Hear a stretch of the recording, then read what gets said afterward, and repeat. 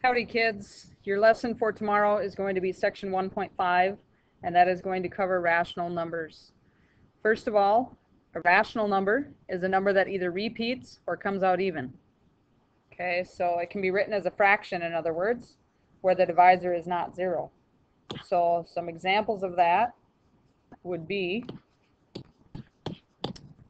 2/5, because when you divide that, it comes out to be 0.4, so it ends. 0.3 repeating, that repeats, that works. -6, that comes out whole, that works. You could also do mixed numbers. All of those would be considered rational numbers. So what do I mean right here where the divisor isn't 0? Can you take 2 and divide it by 0? That's the question. No, you cannot. That would be not real. Okay? That would be considered a number that is not real. It is mathematically impossible to divide something by 0. Could you, on the other hand, could you have 0/2? Yes, that would equal 0. Okay, there's a difference between those two types of numbers. So we're going to be comparing all types of rational numbers today. The first kind that we're going to compare are fractions. In order to compare fractions, you have to either have a common denominator. That means the bottom numbers of the fractions have to be the same. So if I have 2/3 and I'm trying to compare it to 4/8, which one's bigger? Well, I have to have a common denominator first before I can compare it. Some of you might know offhand which one's bigger, but if you don't, 3 and 8 both go into what number?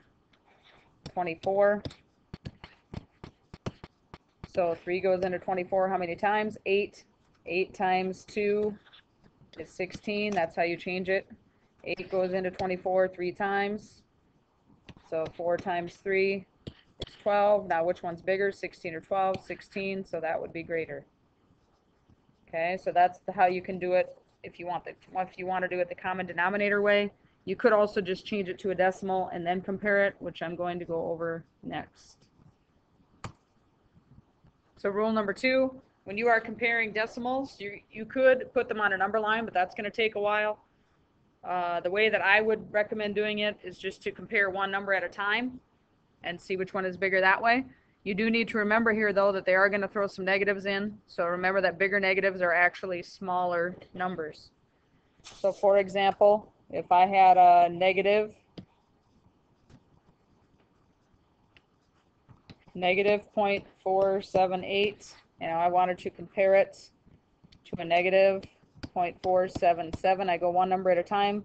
4s are the same, 7s are the same. Here I have an 8, here I have a 7. And 8 is bigger, but because it's a negative, this one is actually the bigger number. Okay, so you just go one number at a time until you can decide which one is bigger. So on some of the problems today, you are going to have to compare fractions to decimals, and we've talked about this a little bit before. You can't compare a fraction to a decimal just how it is.